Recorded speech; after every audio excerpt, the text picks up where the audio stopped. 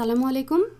প্রতিদিনের চাকেই যে কত দারুণ করে প্রেজেন্ট করা যায়, আজ সেটাই আমি আপনাদের দেখাবো, যেটা বাসায় ট্রাই করে বাসার সবাইকে এবং মেহমানদেরকে চমকে দেওয়ার জন্যই যথেষ্ট।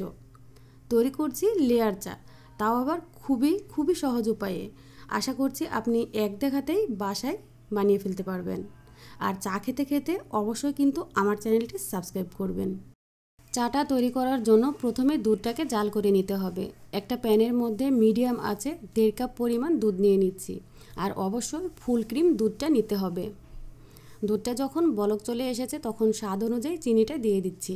এখানে 2 টেবিল চামচ পরিমাণ চিনি অ্যাড করেছি, যে যার স্বাদ মতো অ্যাড করতে পারবেন। চিনিটা গলে যাওয়ার পরে দুধটাকে আবারও 2 থেকে 3 মিনিটের মতো জাল করে নিতে হবে, যেন চিনির সে পানি ভাবটা কেটে যায় এবং দুধটা আরেকটু গাঢ় হয়ে যায়।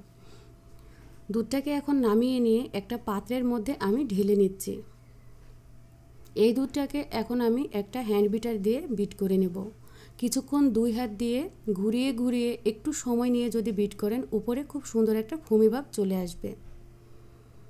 আমারটা যেরকম হয়েছে ঠিক সেরকম করে নিতে হবে। এইরকম করে নেওয়ার পরে দুধের পাত্রটাকে সাইড করে রেখে দিয়েছি। আর ছোট একটা প্যানের মধ্যে নিয়ে নিচ্ছি 1 কাপ পরিমাণ পানি চায়ের লিকারটা তৈরি করার জন্য। পানিটা যখন গরম হয়ে আসবে তখন এর মধ্যে 2 টেবিল চামচ পরিমাণ চা পাতা অ্যাড করে দিচ্ছি। ফুটে ওঠার পরে এর মধ্যে ফ্লেভারের জন্য আমি যে উপাদানটা দেব সেটা হচ্ছে আদা কুচি। 1/2 ইঞ্চি পরিমাণ আদা কুচি করে এর মধ্যে দিয়ে দিচ্ছি। সাথে অ্যাড করে দিতে হবে 3টা কালো গোলমরিচ। আপনারা স্বাদ অনুযায়ী এটা দিতেও পারেন বা স্কিপ করতে পারেন। একটা এলাচ দিয়ে দিলাম। দেওয়ার পরে ভালোভাবে মিশিয়ে নেব। সব উপাদানের ফ্লেভারটা যেন চায়ের লিকারের সাথে ভালোভাবে মিশে যায়। এরকম যখন কালার চলে এসেছে তখন একটা পাত্রের মধ্যে এটাকে আমি ফিল্টার করে নিচ্ছি। লিকারটা কিন্তু এখানে গরমই থাকবে আর দুধটা কিন্তু এর চেয়ে টেম্পারেচার কম থাকবে, কারণ ওটাকে আমি আগেই রেডি করে রেখেছি। রেডি করে রাখা এই দুধটাকে 2টো মগ নিয়েছি আমি সার্ভ করার জন্য এই চাটা। এই দুধটাকে এর মধ্যে ঢেলে নিতে হবে, ওপর থেকে একটু দ্রুত ফেলতে হবে। এরপরে চায়ের লিকারটা ফেলতে হবে। দেখুন আমি একটা চামচ নিয়েছি, এটাকে সরাসরি ফেলা যাবে না, তাহলে কিন্তু দুধের লেয়ারের সাথে মিশে যাবে, আলাদা লেয়ার সৃষ্টি হবে না। আমি একটা চামচ দিয়ে আস্তে আস্তে লিকারটা ফেলেছি আর খুব সুন্দর একটা লেয়ার তৈরি হয়েছে। দেখতে পাচ্ছেন ভিউয়ার্স কতটা আকর্ষণীয় লাগছে।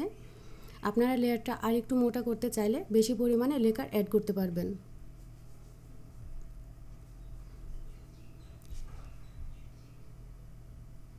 প্রেজেন্ট করার সময় দেখবেন যে এরকম আকর্ষণীয় একটা লুক এসেছে, নিজের কাছে ভালো লাগবে, যাদেরকে প্রেজেন্ট করবেন তারাও এনজয় করবে।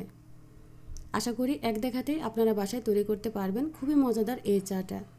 আর অবশ্যই সার্ভ করার সময় সাথে একটা স্পুন দিয়ে দিবেন, যেন তারা এই লেয়ারটাকে মিশিয়ে নিয়ে খেতে পারে। আশা করছি আমার এই ভিডিও আপনাদের কাছে খুবই ভালো লেগেছে। যদি ভালো লেগে থাকে প্লিজ আপনাদের কাছের মানুষের কাছে অবশ্যই শেয়ার করে দিবেন। আপনারা সবাই ভালো থাকুন এবং সুস্থ থাকুন আর আমার চ্যানেলের সাথেই থাকুন। আল্লাহ হাফেজ।